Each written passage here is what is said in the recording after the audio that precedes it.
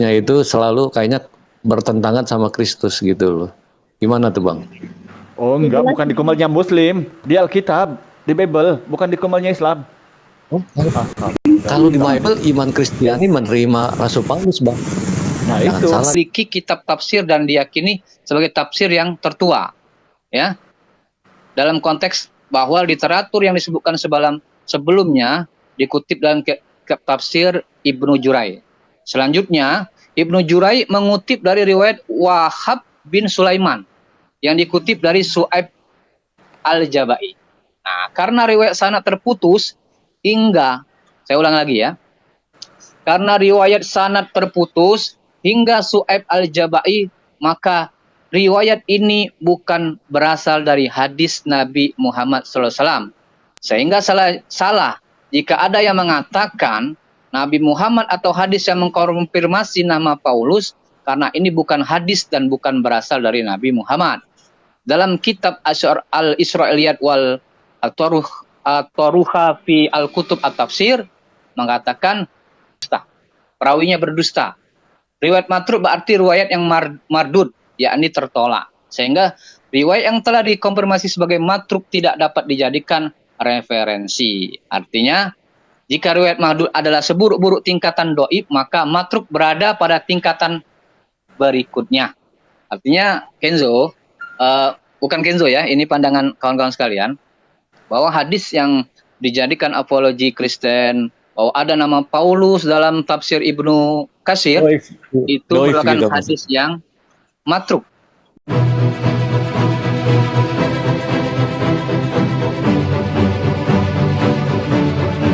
Ayo naik aja Bang. Ini si Kenzo diskusi santai.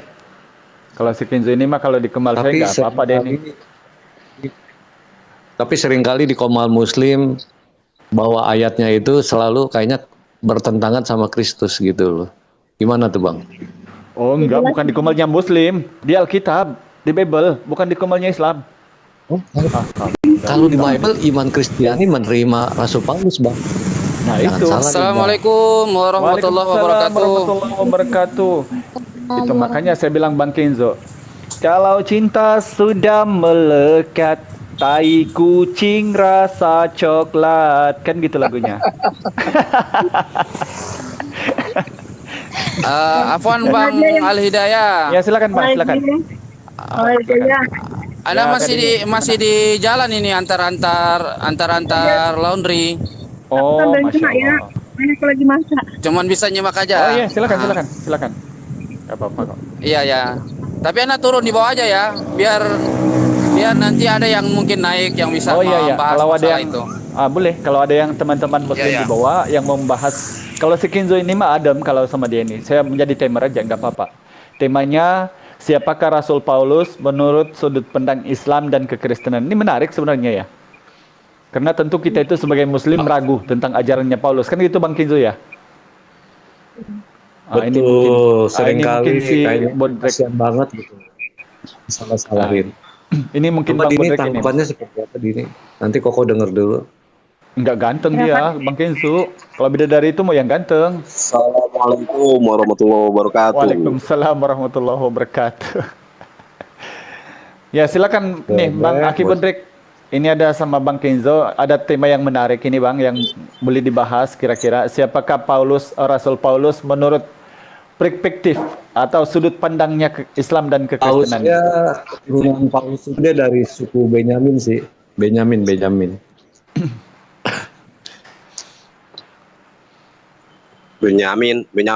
Benyamin Sueb. Benyamin apa Jenjo? Aduh.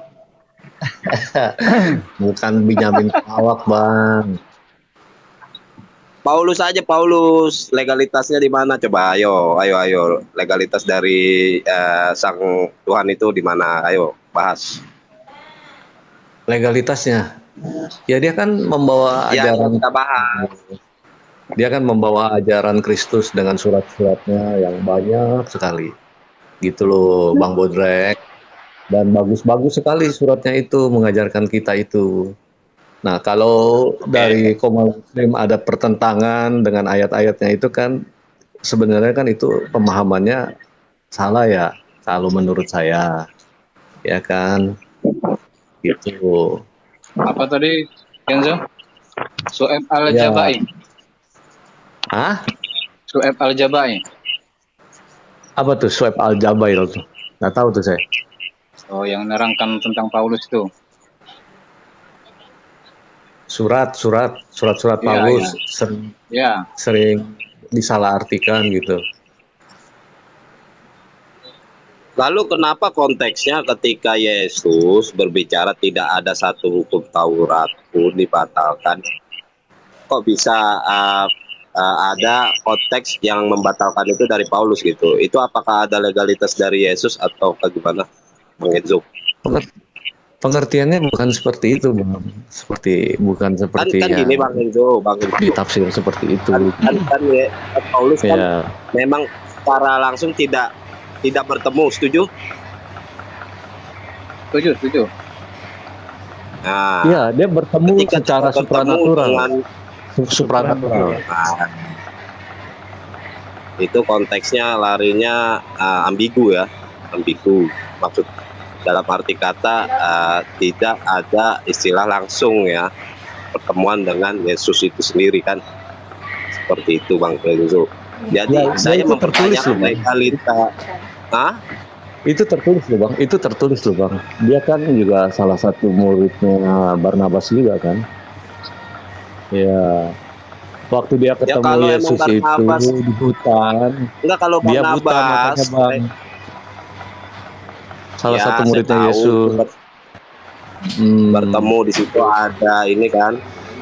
Cuman kan maknanya gini, kalau memang Anda misalnya ya Paulus itu tidak bertemu langsung, sedangkan Barnabas itu kan bertemu langsung gitu. Seharusnya kan Barnabas yang lebih berhak. Itu Bang Teguh. Iya, tapi kan mungkin perjalanan dia kan ya dia lebih inilah, lebih bagus lah, kan otak orang kan beda-beda, Bang. Iya. Orang beda-beda. Oke.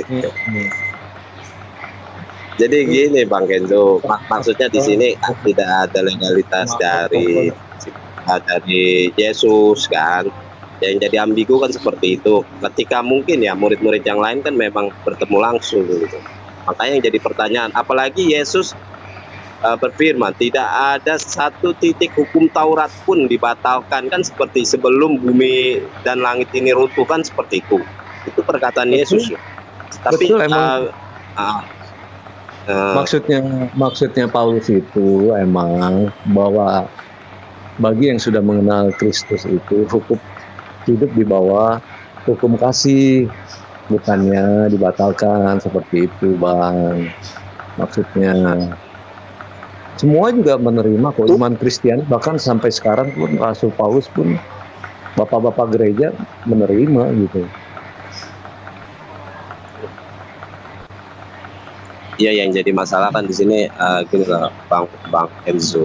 Ketika Yesus yang firman langsung mengutarakan, sedangkan Paulus itu kan kontra, ya kan, dalam arti kata ada yang dibatalkan seperti hukum sunat, karena kan Yesus kan sunat kan. Contoh lain Menikah. contohnya seperti itu gitu. Enggak. Yang sunat itu mesti baca, kita pemahamannya mesti baca full, Bang.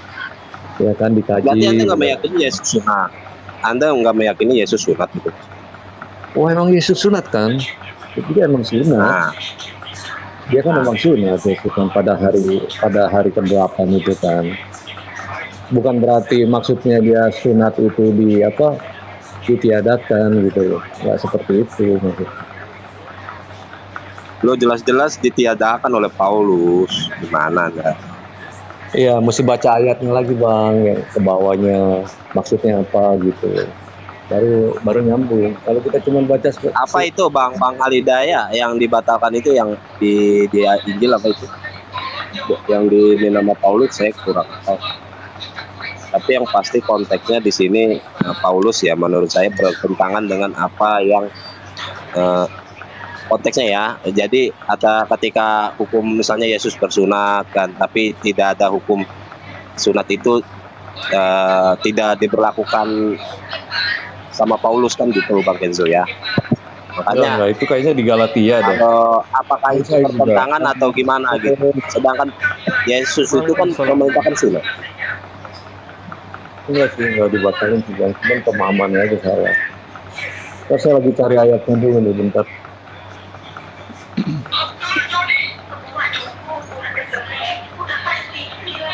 Tentang sunat ya, Ini Bang. yang nulis Bang Dini, Eka Dini. Lagi masak. Oh iya. Oh. Lagi masak, sorry. Oh iya. Silakan. Kalau dekat gua numpang makan dan Assalamualaikum. Waalaikumsalam warahmatullahi Waalaikumsalam. Ya lanjut nyimak Pak. Lagi nih Bang Kenzo. Ya. Ya, selamat Begitu. malam, Hakim. Nabi Ibrahim itu kan sunat juga ya. Konteksnya ya di Injil ya. Ada ya di Bible gitu kan. Sunat. Ada Bang, sunat Bang. Betul. Nabi Ibrahim sunat, Yesus sunat kan gitu. Nah, ketika Nabi Ibrahim itu menyuruh kepada umat-umatnya sunat gitu, Yesus pun seperti itu mengikuti gitu kan. Tapi kok bisa tidak terpenting gitu ya kan? Tidak terpenting hukum sunat itu berdasarkan Paulus ya kan? Tidak diwajibkan lah istilahnya ya. Bentar Bang, lagi ajan dulu Bang, bentar Bang.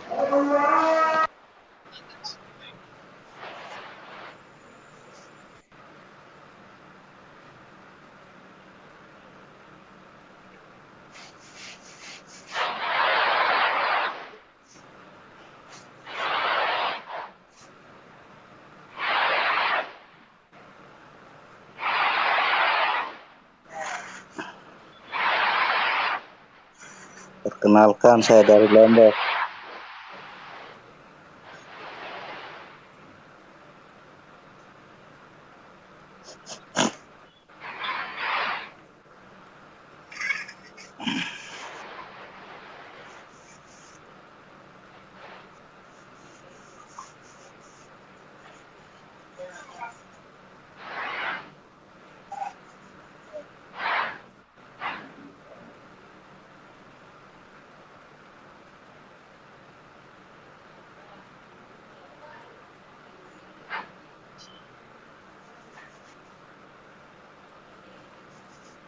Kenzo, udah dapat Kenzo? Bentar, lagi ajan Bang, sebentar Bang. Agak.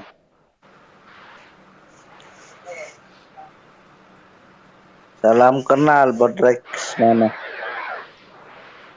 Ya Bang, salam kenal Bang. Dari Muslim Bang. Iya Muslim. Dari Lombok nih. NTB. Oh dari Lombok, siap. Ada apa yang mau diinin Bang?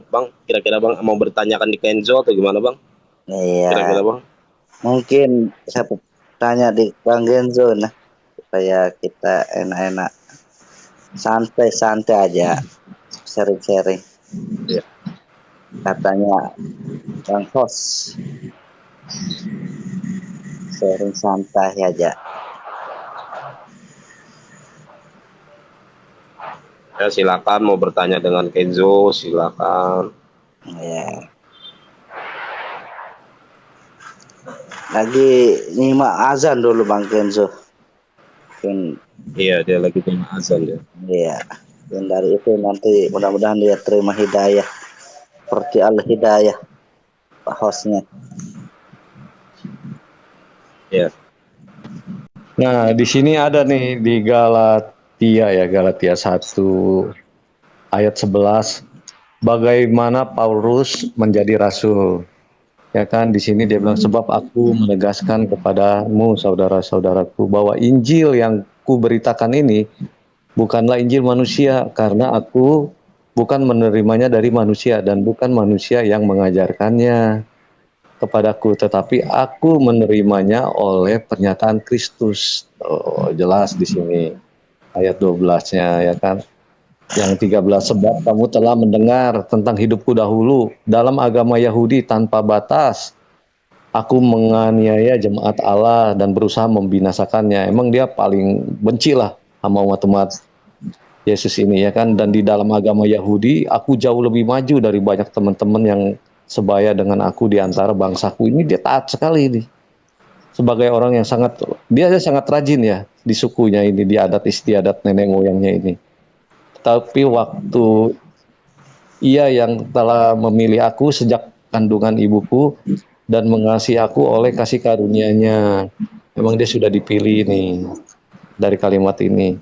Berkenan menyatakan anaknya di dalam aku. Supaya aku memberikan di antara bangsa yang bukan Yahudi. Maka sesaat pun aku tidak meminta pertimbangan kepada manusia. Gitu loh. Dia langsung nih. Ya. Ya. Ya. Yang sunat itu, Ini saya lagi cari yang terbesar adalah hukum kasih kan. Itu dari Paulus ya. Iya, emang dia mengajak. Iya. Adakah Matius menguatkan perihal surat Paulus ini gitu? Kan karena murid-murid biasanya kan saling menguatkan kan? Iya, kalau Matius kan mungkin dia menulisnya tentang yang lain. Kalau ini kan dia tulisnya ya tentang kasih, ya kan. Salah satunya semuanya adalah kasih karunia nih, Efesius 2 nih. Kamu dahulu sudah mati karena pelanggaran-pelanggaran dan dosa-dosamu. Kita hidup di dalamnya karena kamu mengikuti jalan dunia ini. Bagus-bagus semua ini, surat-suratnya ini. Nah, dia juga bilang, Paulus, sebab kasih karunia kamu diselamatkan oleh iman. Ini bukan dari hasil usahamu, tapi karena pemberian gitu. Kerjaanmu juga ada orang-orang yang memegahkan diri, nggak boleh sombong maksudnya. Karena kita ini buatan Allah diciptakan dalam Kristus Yesus, melakukan kerjanya yang baik. Bagus loh Bang. Iya. Kalau yang paham-paham surat Paulus ini bagus ini. Justru banyak yang melakukannya dari sini gitu. Iman-iman Kristian ya, ini. Lanjut Pak Samsul, kalau ada yang mau nanya. Saya Ya, sebentar boleh. mau ini dulu. Boleh nanya dulu Kenzo. Iya. Ya, jadi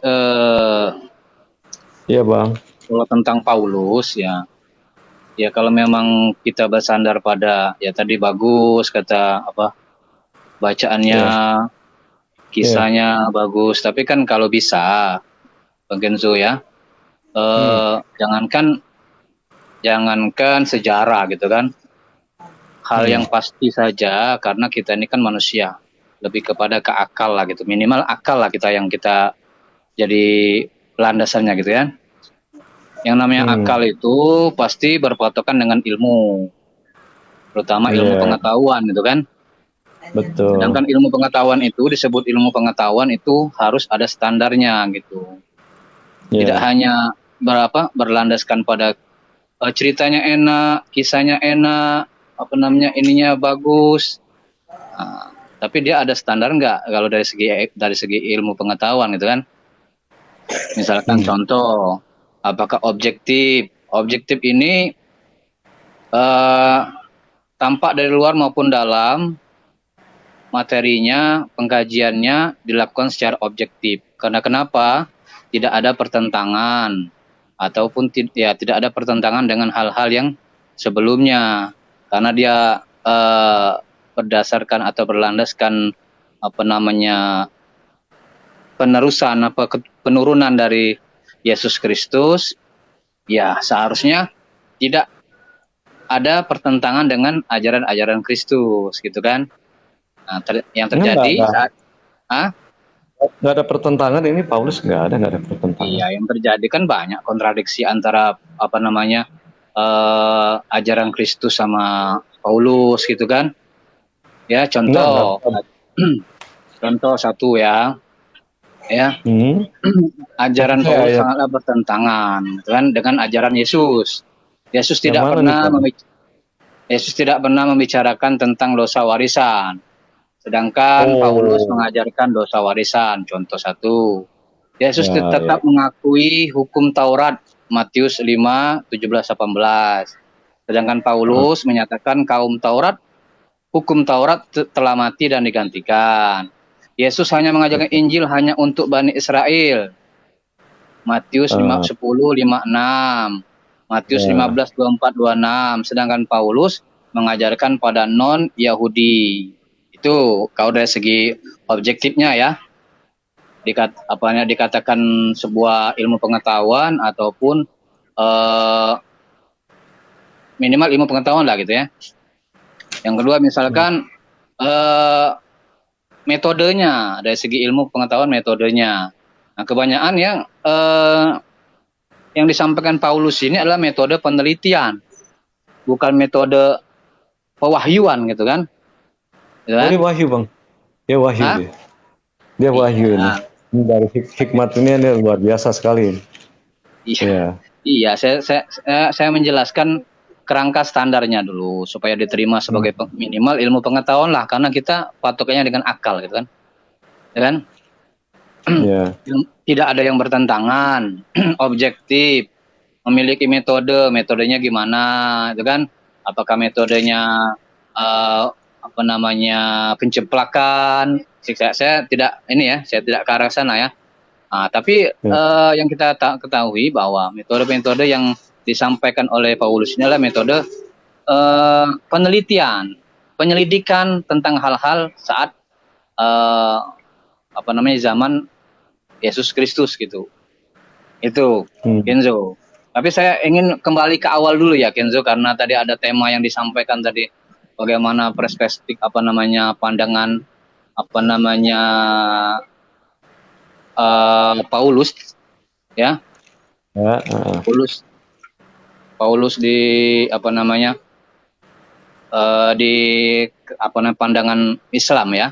Karena saat ini apologetic Kristen, sebutan kepada orang yang membela iman Kristen, menemukan literatur Islami ya yang dapat melegitimasi status Paulus dalam kacamata Islam. Nama Paulus ternyata disebutkan dalam tafsiran surat Yasin ayat 13 dan 14. Ya, yang berbunyi, dan buatlah bagi mereka suatu perumpamaan, yaitu penduduk suatu negeri ketika utusan-utusan datang kepada mereka. Yaitu ketika kamu mengutus kepada mereka 2 orang utusan, lalu mereka mendustakan keduanya. Kemudian kami kuatkan dengan utusan yang ketiga. Nah, utusan yang ketiga. Maka ketiga utusan itu berkata, sesungguhnya kami adalah orang-orang yang diutus kepadanya. Ya, penceritaan sebagian kaum Kristen, khususnya apologi Kristen, mengklaim ayat di atas sebagai bukti legitimasi kerasulan Paulus dalam Islam. Khususnya dalam Al-Quran, hadis dan hadis Nabi, kan? Nah, karena mereka menemukan nama Paulus disebut dalam tafsir tersebut, ya. Pernyataan tafsir Ibnu Katsir yang berbunyi seperti ini. Kami mendukung dan memperkuat mereka dengan utusan ketiga. Ibnu Jurayya mengisahkan dari Wahab bin Sulaiman, dari Su'aib al-Jabai. Ini ya yang kita garis bawah ya. Su'aib al-Jabai. Nama-nama utusan pertama dan kedua adalah Sam'un, Simon, dan Yuhanna, Yohanes. Dan nama utusan yang ketiga adalah Bulus atau Paulus. Dan nama kota adalah Antioquia. Sampai saat ini merujuk pada Ibnu Katsir diriwayatkan di atas ya. Termaktub di dalam tafsir Ibnu Katsir itu, melainkan juga disebutkan dalam tafsir Bagawi, Saukani, Ghazin, Qurtubi, serta kitab-kitab lainnya, bahwa dari semua literatur yang penulis kitab-kitab terkait pada umumnya, riwayat dari Ibnu Jur'ai dari Wahab bin Sulaiman dan Su'aib al-Jabai. Ya, Ibnu Jur'ai sendiri memiliki kitab tafsir dan diyakini sebagai tafsir yang tertua. Ya. Dalam konteks bahwa literatur yang disebutkan sebelumnya dikutip dalam kitab tafsir Ibnu Jur'ai. Selanjutnya, Ibnu Jur'ai mengutip dari riwayat Wahab bin Sulaiman yang dikutip dari Su'aib al-Jabai. Nah, karena riwayat sanad terputus hingga, saya ulang lagi ya, karena riwayat sanad terputus hingga Su'aib al-Jabai, maka riwayat ini bukan berasal dari hadis Nabi Muhammad SAW. Sehingga salah jika ada yang mengatakan Nabi Muhammad atau hadis yang mengkonfirmasi nama Paulus, karena ini bukan hadis dan bukan berasal dari Nabi Muhammad. Dalam kitab Al-Israiliyat wal At-Taruha fi Al-Kutub At-Tafsir mengatakan menurut ilmu rijal atau ilmu yang khusus menelaah profil perawi hadis ya. Jadi hadis ini ada ilmunya lagi, yaitu ilmu rijal.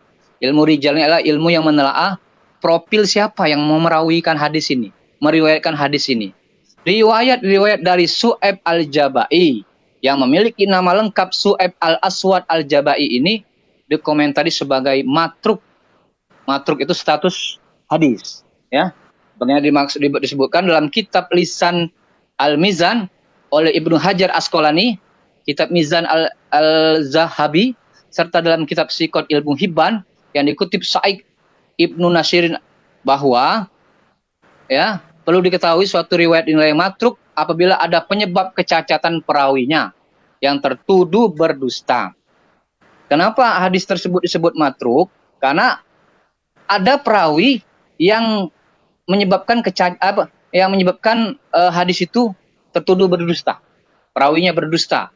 Riwayat matruk berarti riwayat yang mardud, yakni tertolak. Sehingga riwayat yang telah dikonfirmasi sebagai matruk tidak dapat dijadikan referensi. Artinya, jika riwayat mardud adalah seburuk-buruk tingkatan doib, maka matruk berada pada tingkatan berikutnya. Artinya, Kenzo, bukan Kenzo ya, ini pandangan kawan-kawan sekalian, bahwa hadis yang dijadikan apologi Kristen, bahwa ada nama Paulus dalam tafsir Ibnu Katsir, itu merupakan hadis yang matruk. Di bawah doib lagi. Ya, tingkat berikutnya. Artinya tidak apa dari pandangan Islam, hadis ini hadis yang matruk, tertolak. Matruk, tertolak, nggak bisa digunakan, kejo, matruk. Oh, ya. Karena yang meriwayatkannya salah satunya ada Su'aib al-Jabai tadi, Kenzo. Dalam segi periwayatan atau asbabul wurud, bukan asbabul wurud, apanya? Tahrijul huruf. Paling enggak dia ada ceritanya lah di Quran itu. Nggak bisa, Kenzo. Bukan masalah cerita itu bisa dikarang, bisa dibuat dari mimpi. Ya, itu kan ulama besar juga ya, termasuk salah satu ya. Siapa? Yang tafsir itu siapa? Ibnu Katsir. Iya. Iya. Iya, mungkin ya dia dengar ceritanya itu mungkin jauh kali ya, sanatnya nggak ini. Tapi kan kita ada standarnya, Kenzo. Iya, tahu, paham. Sangat selektif lah gitu bahasanya.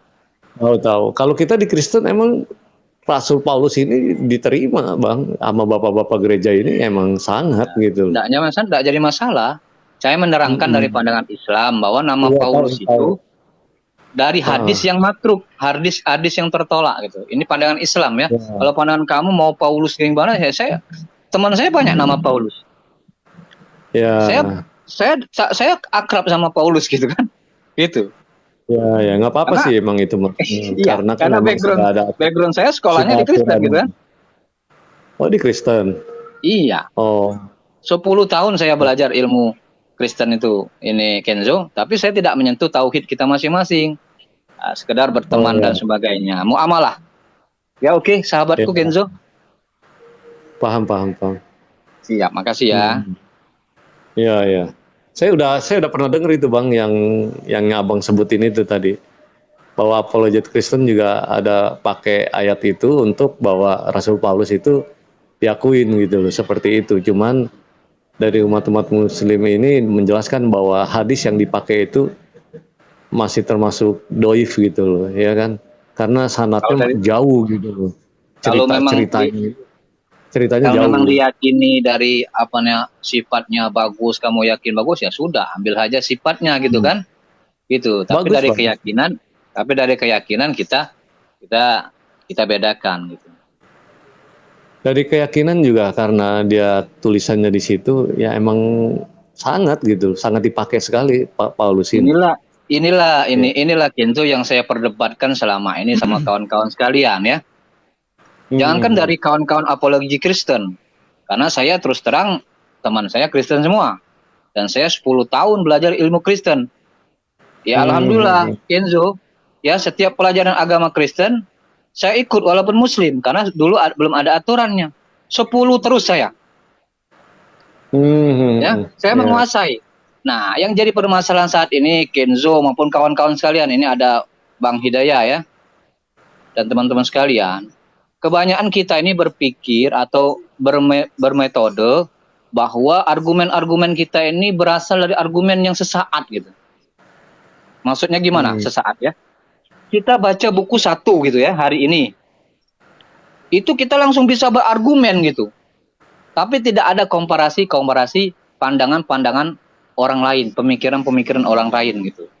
Nah, artinya Kenzo ya, yang saya tanyakan kepada Kenzo mungkin ya, meyakini Paulus ini dan sebagainya karena sifatnya dan sebagainya, bukan itu seharusnya yang menjadi itu apa ya, nggak objektif gitu Kenzo. Contoh ya, saya suka kalau bahas nggak usah terlalu dalam lah. Saya suka sama seorang perempuan gitu ya, Kenzo. Ya, benar nggak Kenzo? Contoh ya, halo. Iya, saya nyimak Bang, saya dengar. Iya, saya suka sama seorang perempuan Kenzo ya. Dari semua yang ada di sekitar perempuan itu saya suka semua. Ya. Rumahnya, alamannya, peliharaannya, ibunya, orang tuanya, keluarga adiknya, sampai-sampai piring cangkirnya itu saya suka sekali sama yang punya perempuan itu. Nah, ini kan gimana ya? Yang gimana ya? Nggak objektif gitu maksud saya. Karena mencintai satu, seluruhnya dicintai. Tidak. Kita harus memilah. Kita harus pilih dulu. Apa yang menjadikan kita cinta kepada beliau ini? Oh, salah satunya misalkan. Dia ini tujuannya baik. Dia bisa mendidik anak kita menjadi seorang ibu yang baik. Itu patokannya. Itu. Kalau dari segi agama Islam, yang pertama pandanglah agamanya, ya. Baru yang terakhir adalah rupa dan sebagainya, gitu. Nah, artinya Kenzo, ya silakan Kenzo senang waktu sama sekolah Kristen ini di Jakarta atau di luar daerah, Bang? di luar daerah saya. Dan hari ini saya terus punya grup WA, tapi kami alhamdulillah tidak pernah bersentuhan bersenggolan masalah tauhid ya. Dan saya luar biasa Kenzo, ada hal-hal yang positif yang diajarkan kawan-kawan saya yang Kristen. Tapi kalau bersinggungan dengan tauhid, lakum dinukum waliyadi. Saling menghargai, alhamdulillah sampai saat ini. Nah, artinya Kenzo, ya kalau boleh abang berpendapat gitu ya. Kalau kita cinta pada sesuatu itu, pandanglah prinsipnya gitu. Tidak hanya misal contoh, saya suka sama mereka tuh karena dia ada adik saya sana. Nah, saya suka sekolahan itu. Oh, misalnya sekolahan misalnya metodis gitu ya. Oh, kamu jangan menghujat metodis. Bagus sekolah metodis 1 itu. Kenapa? Ini. Padahal di sana ada adiknya, di sana ada kakaknya yang kerja di sana, ada keluarganya sebagai guru dan sebagainya. Bukan itu maksud saya. Nah, peganglah dalam hati nurani Kenzo. Ya, memang kalau hati nurani Kenzo saya meyakini bukan hanya jejak dan kisah dan perbuatan Paulus yang bagus, tapi saya meyakini apa yang disampaikan Paulus itu benar, menjadi kenyataan.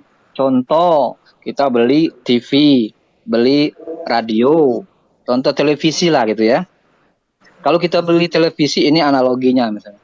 Kalau kita terjadi kerusakan TV tersebut atau salah pencet dan sebagainya Kenzo, kita pasti ada buku panduannya gitu. Ya enggak? Ya?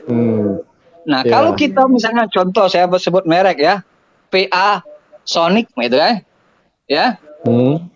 Nah, harus buku panduan televisi tersebut harus yang ini, buku panduan tentang TV VA Sonic ini gitu kan. Tidak mungkin harusnya SF atau apa namanya yang lainnya gitu kan.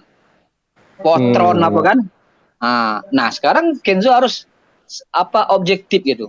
Perhatikan, adakah yang merasa ketersinggungan, adakah yang merasa meragukan, atau adakah merasa masih belum puas dan sebagainya, harus digali terus. Nah, itu Kenzo. Harus kita gali terus. Saya mengapresiasi kalau Kenzo katanya bagus, Paulus dan sebagainya, silakan, enggak apa-apa. Ya, tapi kaji lagi, enggak ada masalah.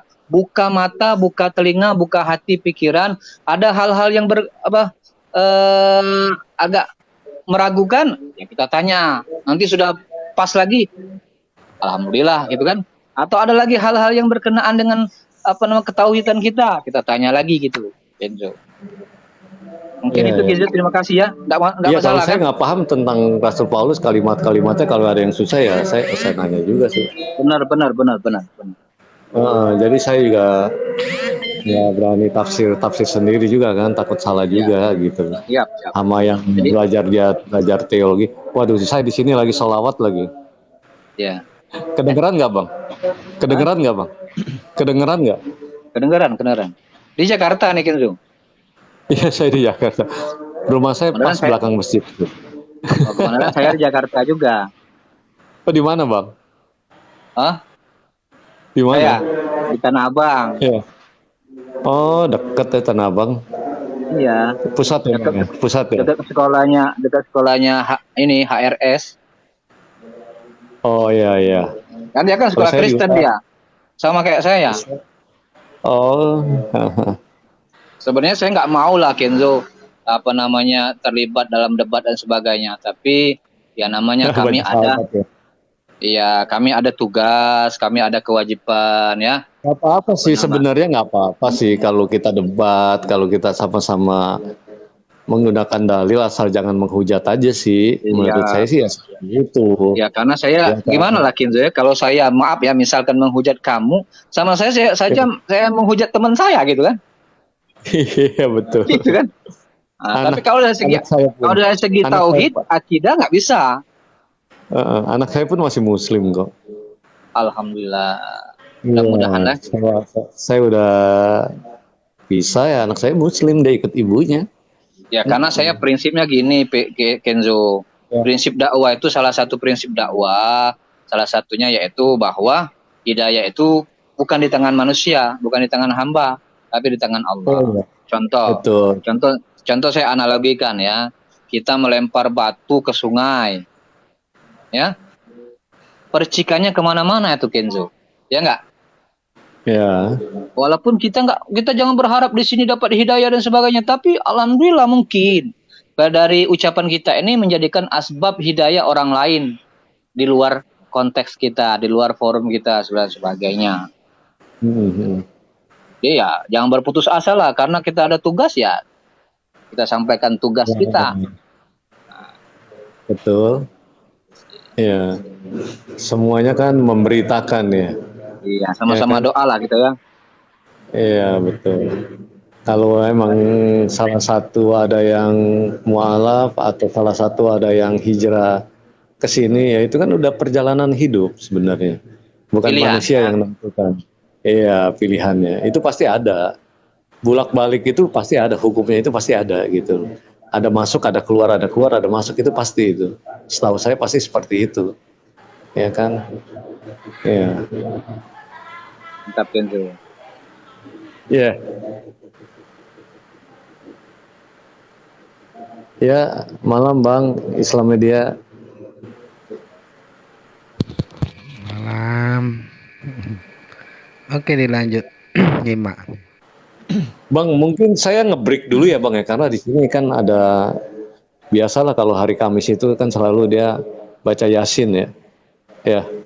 Iya. Tapi sebentar nanti dulu Kenzo, sebentar. Ramai Bang di sini Bang. Belakang saya pas masjid. Saya ini santai-santai aja. Iya, ini aja dulu abang ngobrol-ngobrol aja dulu bang. Ini saya Enggak, mute, saya nggak turun bang. enggak, saya mau tanya sama Bang Kenjo ini simple aja, simple, santai-santai ya. Iya. Menurut Bang Kenjo, apakah orang Yahudi, orang Rom, dan orang Farisi itu adalah sama bang? Apa tuh bang? Farisi. Apakah bangsa orang Yahudi, bangsa orang Rom, dan bangsa orang Farisi itu sama? Aduh, kagak ngerti bang saya. Oh, nggak ngerti ya. Iya. Ya udah, kalau gitu nggak usah diteruskan lah. Iya, orang nggak ngerti. Iya tuh mas. Kenzo. Iya. Tuh ada yang yasinan ya? Oh iya, kan biasa kan setiap malam Jumat mah. Iya kan? Apa-apa lah, orang yasinan kita di sini. Banyak tuh teman-teman saya. Nggak teman-teman saya. Iya, nggak apa-apa. Teman-teman saya yang Chinese itu nitip. Tolong bang katanya, bacain Yasin dong. Ini ayam satunya. Itu. Mereka yakin sama Yasin itu. Iya. Bagus lah kalau orang yakin ya nggak apa-apa. Namanya doa orang yang benar itu sangat besar kuasanya kan. Amin. Bukan masalah bawa agama, bawa apanya seperti itu gitu loh. Kayak ya mau kan, karena baru buka ruko gitu Kenzo. Iya. Tolong bang bacain Yasin ruko saya nih. Oh kami bacain Yasin. Ayamnya besar gede kan. Iya. Tapi saya tanya dulu uangnya.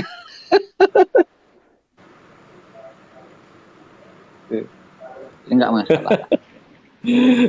Oh, emang ikut Yasinan. Iya, lucu tapi menarik lah. Tapi hati-hati, beda-beda tipis tuh. Tapi minta dimaklumin aja. Jadi kalau ada teman kita yang keras itu Kenzo ya. Oh iya, biasa bang, biasa itu biasa. Misalnya, saya maklum lah bang. Saya ini sedang pencarian sama Ustadz Zuma saya nih. Iya. Nah, kalau saya sudah ketemu beda-beda bang. Karakter orang kan ada yang keras, ada yang ini. Ya kan. Kayak kami kan kata orang keras, katanya orang paling kita jangan baper. Kalau kita udah mau menyimak di sini ini jangan baper gitu loh. Pendapat orang apapun ya kita terima gitu. Ya kan. Tapi Kenzo meyakini Yesus itu Tuhan Kenzo. Iyalah, iman Kristiani. Iya, iman Kristiani semua seperti gitu, Bang. Gitu. Seperti kan, itu dia. Mohon maaf ya, dalil maksudnya menyembah gitu ya. Untuk Yesus itu kan bukannya nggak ada Bang Kenzo. Menyembah ya, bukan berarti analoginya seperti satu gitu, bukan. Maksud saya dalil menyembah itu. Karena gini di sini kan konteks Wahyu 229 ya kan. Wahyu 22 ayat 9. Tetapi ia berkata kepada saya, jangan menyembah kepada saya, bukan.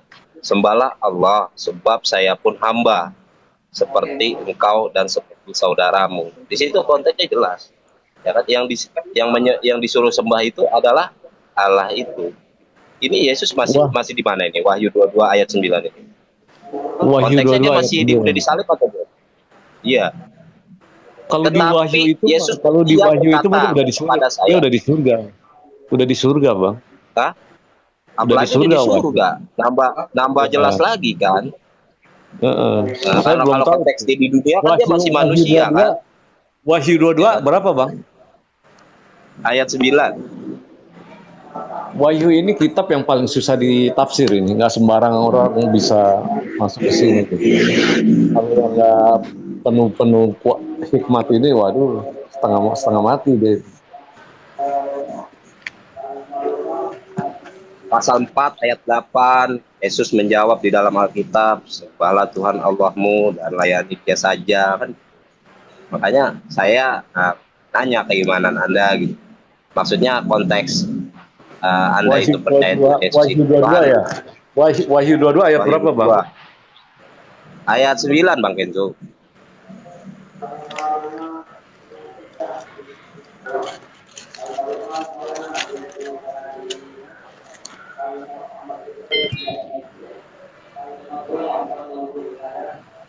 Karena kan gini, banyak yang ia berkata kepadaku, jangan berbuat demikian, aku adalah hamba sama seperti engkau dan saudara-saudaramu para nabi dan semua mereka yang menuruti segala perkataan kitab ini, sembahlah aku. Lalu ia berkata kepadaku, jangan memateraikan perkataan-perkataan nubuat dari kitab ini, sebab waktunya sudah dekat. Barang siapa berbuat jahat, biarlah ia terus berbuat jahat. Barang siapa cemar, biarlah ia terus cemar. Dan barang siapa yang benar, biarlah ia berbuat kebenaran. Barang siapa yang kudus, biarlah ia terus menguduskan dirinya. Yang ini tentang penyembahan ini maksudnya apa nih, saya juga belum ngerti. Ya, kalau konteksnya di situ apa? Yesus itu Tuhan. Yesus itu Tuhan. Ya. Atau gimana? Apakah Yesus itu yang disembah? Saya nggak paham juga. Ya kan banyak seperti misalnya yang disembah itu iblis, sedangkan juga kan banyak yang mengatakan sembahlah Allah itu kan. Banyak juga dia berkata seperti itu kan, sembahlah hanya pada Allah yang satu kan, gitu Bang Kenzo ya. Benar nggak Bang Kenzo? Ya. Kenapa? Kayak ketika ada, ya Yesus juga kan berfirman sembahlah hanyalah kepada Allah. Jadi dia mengajarkan untuk menyembah hanya kepada Sang Holik itu. Allah yang benar. Ya, betul. Makanya ketika ada wacana hanya iblis yang mau disembah, nah itu terbantahkan dengan ayat-ayat itu kan. Berarti Yesus mengajarkan menyembah kepada Allah kan. Makanya ketika Anda bilang Yesus itu, saya bertanya ketika Anda, kenapa kok bisa Anda menuhankan Yesus kan, seperti itu? Kan dalilnya mungkin di Yohanes ini. Nah, sedangkan Tuhan itu kan memang harus disembah. Tuhan itu kan harus disembah. Konteksnya kan begitu. Karena Yesus juga banyak berfirman tentang menyembah sosok Allah itu kan. Iya nggak? Ya, kalau iman Kristiani emang kita memuji, meninggikan, memuliakan Tuhan. Yesus itu kita tinggikan, kita muliakan. Gitu, tapi kalau memuliakan, iya, memuliakan semua juga. Di Islam juga memuliakan. Konteksnya kan memuliakan Nabi Muhammad kan seperti itu. Tapi kita harus tahu garis besar ya Bang, itu maksudnya memuliakan ini apakah dia Tuhan ataukah dia makhluk kan. Dari sananya emang dia sudah pada mulanya firman itu Bang, seperti itu. Nah iman Kristiani ya seperti Oke lah, saya mengikuti alur Bang Kenzo, dia adalah firman. Sedangkan firman itu berkatakan banyak juga tentang ayat-ayat bahwa sembahlah Allah, ya kan? Seperti itu. Banyak. Nah, berarti kan Sang Firman ini mengajarkan bahwa proses penyembahan itu hanya kepada Allah, kan gitu. Iya benar. Waktu dia ngomong itu dia sebagai anak manusia Bang, dan dia nggak bilang bahwa dia sebagai anak manusia, firman, konteks di situ kan yang dipahami umat-umat itu jelas, ya kan, bahwa dia suruh menyembah Sang Holik itu. Yang tidak kelihatan kan seperti. Iya benar, emang benar. Kan dia lagi mengajarkan, ya kan, bahwa karena di sana pada waktu itu ya banyak berhala.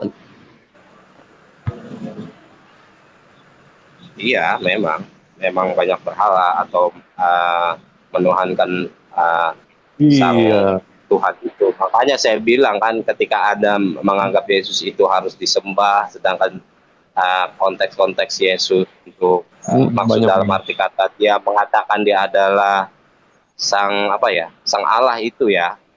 Betul. Itu kan banyak juga ayat-ayat mengatakan Yesus menyuruh menyembah Allah. Kalau memang dia sang Allah itu, seharusnya kan ada kata menyembah dirinya, gitu ya. Iya, murid-murid waktu dia terangkat ke surga juga sujud menyembah. Apa Bang? Iya, makanya bertabrakan, Bang. Ketika ada firman itu menjelaskan, misalnya, ya kan, Yesus mengajarkan menyembah Allah, terus ketika murid-muridnya ada penyembahan terhadap Yesus kan itu. Kalau menurut saya, oke lah kalau Anda memahaminya konteksnya sebagai iman Anda itu dia adalah Allah itu sendiri ya. Tapi kalau konteks yang di sini kan semacam kontradiksi gitu. Kalau menurut pandangan saya. Karena dia ketika kan pengajaran itu dia suruh menyembah Allah gitu. ada beda sudut pandang, Bang. Ya ada beda sudut pandang ya, biasalah itu mah, Bang. Itu udah lumrah lah dalam satu hal pemandangan itu, pasti setiap orang pasti berbeda. Bang, saya nggak monitor nih, Bang, soalnya ramai di sini. Ya, Bang ya. Saya mute aja dulu ya, Bang ya. Mungkin ngobrol-ngobrol dulu aja nih sama Islam, sama Bang Al Hidayah. Mungkin kalau ada yang mau naik ya saya ditendang ya. Santai Bang Kenzo, ngapain? Pelan-pelan aja. Saya mau mandi juga, mau mandi sambil nanti saya monitor aja di sini. Saya mandi dulu, nanti begitu itu ya saya balik lagi gitu. Saya nggak turun gitu. Abang ngobrol aja dulu, Bang. Mungkin ada OTN yang lain dinaikin juga nggak apa-apa. Ya, Bang ya. Ramai nih, saya agak sedikit konsentrasi saya pecah. Saya mute dulu ya, Bang ya. Ya, silakan. Kalau ada yang mau masuk saya ditendang nggak apa-apa, Bang Hidayah.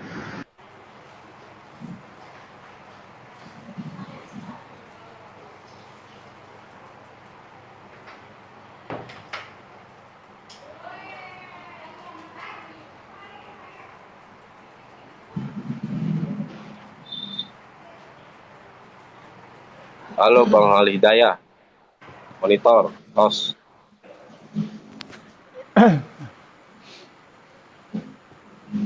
Mana nih, ada tamu lagi nggak tamu? Ya gimana nih, katanya Kenzo nggak bisa bicara, nanya-nanya susah. Oh, Iya. bentar, saya cari. Nah, kalau Padahal masih. apa nih saudara kita Bang Kenzo ini. Assalamualaikum warahmatullahi wabarakatuh. Waalaikumsalam warahmatullahi wabarakatuh. Kalau debat Ada sama si- Pak Tafsir Cinta. Pak Tafsir Cinta. Bang William, antum mau naik kah, Bang William? Halo. Temani Bang Kenzo di atas, Bang. Kalau antum Christian. Kenzo ini aja Bang, Pak Bang Tafsir Hidayah Cinta tendang, nih. dia kan di-mute, percuma itu. Ya, siap. Gantung yang lain aja. Kalau dia nggak mau. Tadi Pak Tafsir Cinta kan menarik. Tadi saya mendengar tentang masalah tafsir Ibnu Katsir ya. Itu memang selalu dijadikan andalan sama pihak mereka untuk membenarkan bahwa terdapat nama Paulus atau Bulus dalam Al-Quran sebagai tafsirnya. Tapi sebenarnya saya sudah ulang-ulang juga ini menyampaikan ini di komal mereka pernah, sama Muslim juga pernah. Kalau kita merujuk kepada ayat yang ke-13 itu ya, dari tafsir Ibnu Katsir, saya sangat membela beliau ya, karena metode yang digunakan oleh Ibnu Katsir rahimahullah itu adalah sangat jujur. Ketika dia menyampaikan seluruh kisah disebutkan apa yang pernah dinukilkan oleh para ulama sampai masalah kisah Israiliyat. Nah, benar sekali apa yang dikatakan tadi oleh Abang bahwa Al-Jubba'i itu dipermasalahkan tentang riwayat karena dia mantan, kalau nggak salah dia dari Yahudi, pendeta Yahudi yang masuk Islam, kalau nggak salah seperti itu riwayatnya. Aku pernah membaca riwayatnya. Kemudian kalau dibaca di pembuka tafsir yang ayat yang ke-13 di surat Yasin itu kan Ibnu Katsir rahimahullah menyebutkan riwayat dari beberapa perawi yang menyebutkan tentang kisah itu, sampai menyebutkan 3 utusan itu. Tapi coba dibaca, ada di bagian bawah itu tertulis seperti ini. mengenai kisah ini itu masih ada perselisihan di kalangan ulama. Kalau nggak salah seperti itu konteksnya atau semakna dengan itu. Dan nanti akan disebutkan di akhir kisah dari penyebutan kisah ini. Itu kata Ibnu Katsir rahimahullah taala di tafsir ayat yang ke-13. Nah, ada di mana akhir kisah itu? Buka di ayat yang ke-29 surat Yasin, di tafsirnya Ibnu Katsir itu disebutkan. Maka di sini beliau secara tegas menyatakan bahwa kisah itu tidak benar dengan menyebutkan tadi itu yang disebutkan oleh Bang Tafsir Cinta itu. Nah, itu sebenarnya. Jadi sebenarnya Ibnu Katsir itu sangat baik dalam menyebutkan kisah-kisah ini, kisah-kisah sampai yang dhaif pun disebutkan di situ, tapi tetap disampaikan tentang sanadnya. Kedhaifan dari suatu kisah itu tetap disampaikan oleh beliau. Makanya itu tafsir Ibnu Katsir itu yang menjadi andalan mereka di ayat yang ke-13 atau 14. Itu sudah pernah saya ulang-ulang saya sampaikan kepada mereka karena itu selalu dibawakan kan. Dan saya membela Ibnu Katsir karena ini sebenarnya perendahan terhadap beliau. Iya. Begitu. Sebagai tuduhan kepada beliau, begitu. Jadi dibantah di saudara-saudaraku muslim ini dibantah di surah Yasin. Ya, saudara-saudara muslim. Sebab itulah tadi kalau ada teman-teman di sini yang nangkap, saya sempat bertanya sama si Kenjo, apakah Rom, Yahudi dan Farisi itu adalah satu negara? Dan ternyata beliau bilang saya tidak boleh menjawab dengan cara asumsi. Tidak paham. Sebenarnya teman-teman bukan saya so jago, tapi jawaban ini semua sudah ada di Alkitab mereka. Saya hanya pura-pura gitu dan tidak mengetahuinya. Oke, lanjut Ustaz Danas. Masya Allah, luar biasa perkongsiannya. Ini tentang surah Yasin ini. Saya ini suka kalau ada si Telita di sini, si Petro ya, Bang Anas. Ini sepatutnya si Petro yang dikasih dengar ini. Karena dia itu yang suka menggiring Yasin 14 itu. Katanya, itu Bulus itu katanya di Antioquia itu adalah si Paulus katanya. Walhal ini sudah cukup detail tadi penerangan daripada Ustaz kita, Ustaz Danas, dan teman tafsir cinta ini bahwa memang benar itu adalah cerita-cerita yang tidak boleh bukan kita tidak boleh percayakan ya. Justru kenapa kita boleh menjabarkan karena kita percaya. Kalau kita tidak percaya, maka tidak boleh kita menjabarkan, itu sama halnya dengan perkataan bohong, gitu. Jadi bila kita percayakan hal itu bahwa tidak benar, maka kita sampaikan kepada orang-orang. Begitu kira-kira teman-teman. Ya lanjut. Mohon maaf ini host agak dari tadi kan menyimak, jadi kebetulan kemal kita sunyi. Jadi saya nyemrong sebentar gitu. Silakan kalau ada yang mau naik di atas. Teman-teman kekristenan. Nggak apa-apalah teman-teman. Biarpun tai kucing rasa coklat, nggak apa-apalah, bawa aja naik di atas. Ayo. Jadi kalau sebenarnya ini menarik ya, kalau tentang si Paulus. Sebenarnya kita tidak sedang melemahkan keimanan mereka. Apa-apapun lakum dinukum waliyadin. Tapi ada kewajiban kita ketika seperti kumal-kumalnya kiamat. Apalagi kalau si Mikana, yang Allah Bapa itu adalah Yesus itu sendiri katanya. Nauzubillahi min zalik. Maka sepatutnya kita yang berpikiran logis ini, yang diberikan Allah Subhanahu wa taala pikiran untuk diguna pakai minimal 80%, janganlah 100%. 80% saja, maka kita akan tahu. Sosok Maha Kuasa tidak mungkin dihamili oleh manusia, apalagi kalau dilahirkan oleh manusia. Nauzubillahi min zalik. Jadi mudah-mudahan ini adalah renungan kita bersama-sama. Mudah-mudahan Allah Subhanahu wa taala kemudian tetap meridai kita di dalam akidah dan agamanya, tetap menjalankan syariat Islam seperti orang-orang beriman, dan mudah-mudahan kita terkumpul di janannya Allah Subhanahu wa taala. Tapi kalau untuk mereka masuk ke dalam Kristen untuk kedua kalinya, kata Roma Irama, cukup sekali. Aku merasa kegagalan Tuhan. Cinta gitu. Kebetulan ada cinta juga di atas sini. Gitu ya kira-kira teman-teman.